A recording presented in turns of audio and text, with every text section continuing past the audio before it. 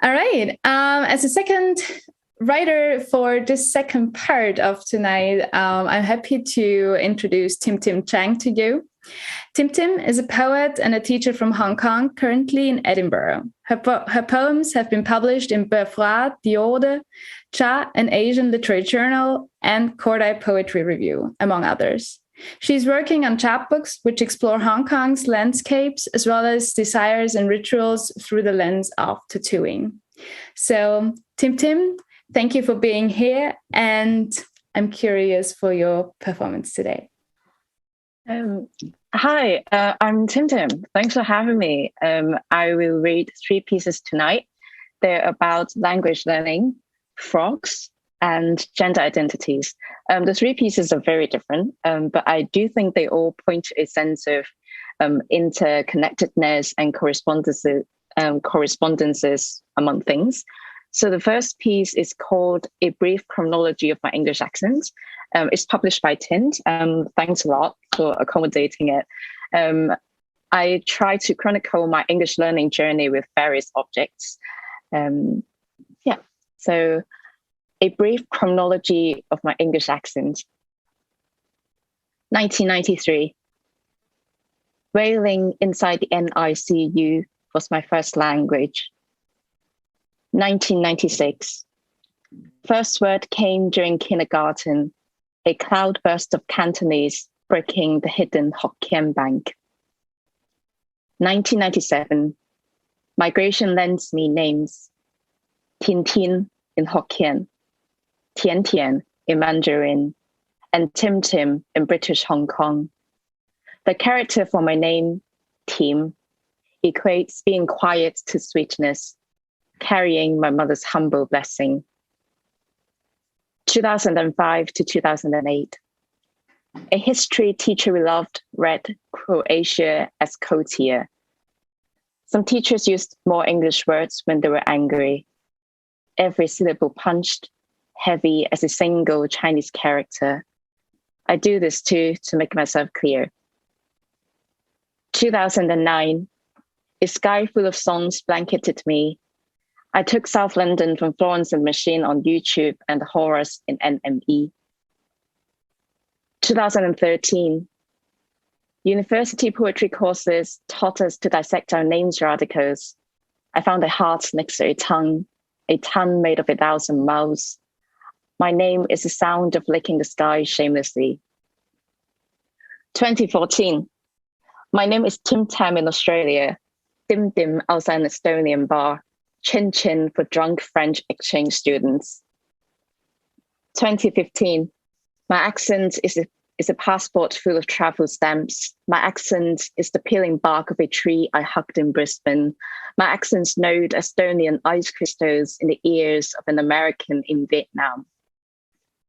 2016, a British teacher I worked with remarked that my accent was beautiful.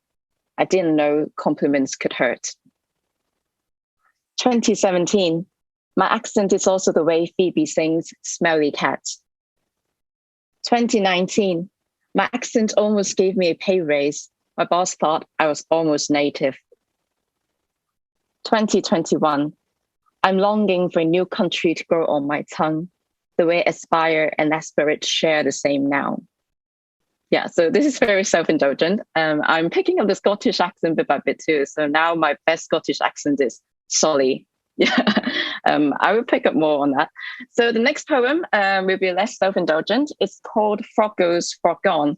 I love frogs, so I'm trying to record the frogs that I have seen in Hong Kong, especially during one field trip. The title Frog Goes, Frog Gone contains some puns. So frog goes mean cute frogs, as in dog goes for cute dogs. Frog gone, as in the irregular verb go, when, and gone. So frog goes, frog gone. 水慳口香港. Tonight you're not dried and flat, blending into the road. You croak like no one's watching, loud, multiple. Among you, there is this haughty laughter, distinct, almost like a mockery, to the itchy fact that our blood is your food's food by the thick green soup of your lotus leaves and children, some of which will never grow. I thought you were extinct, and how the hell did you return? Our flashlights gives no answer, but to reveal you, stoic, resting on a bark or under a big grass blade. You, so many of you, looking out from drain pipes or swept into a gutter higher than you could leap. So we cup our hands to take you back to the wet bush by which you freeze, unblinking, as if making sense of the tunneling of God's hands before you turn left and right, then spring out of sight. So I'm going to read my last poem. The last poem is about the second Chinese female astronaut who suffered questions that her male counterparts did not have to. For example, do you need to wear a bra in outer space? How do you deal with your menstruation? Who would take care of your children during your 3-year expedition? So I wrote this poem to imagine what it's like to be flying as a biological female who refuses to be defined by any singular culture. I borrowed mythical stories such as Icarus flying to the sun and Chang'e flying to the moon. So Chang'e is a Chinese mythical figure, and we celebrate her during our moon festival. So this poem is called Icarus, a Girl Talks to Interviewers. Icarus, a girl talks to interviewers. You asked if I was afraid of the sun melting my eye makeup. I had waxed enough to know how beauty burned, and some places were better left untouched. Questions like ingrown hairs trapped under the skin in the wrong direction. My father named me after my brother, but never made me wings, not wanting to admit to his own misjudgments. I did listen, and I flew better. Oh, the solitude I had, not being father's favorite son. Too loud, had Chang'e not been telepathic. The sun was too bright for my taste. I packed my makeup, but not sanitary products, and waited for the moon to wax, its murmur thickening my nape. Would Chang'e still want me? I know she drank her husband's elixir to fly to the moon, just to escape the celebration sex after he shot down those 9 damn suns. You thought she was running away from domesticity. Did you ask her husband to water the osmanthus tree, or if eyeliners helped him aim better? No. So why did you act shocked as I ascended? We had always done more, Chang'e and I, to feel safe and approved. But now, my skirts opening upwards, my breasts anti-gravitational, the stars, the glitter on my eyes, free from your arbitrary gaze, unreachably mine or hers.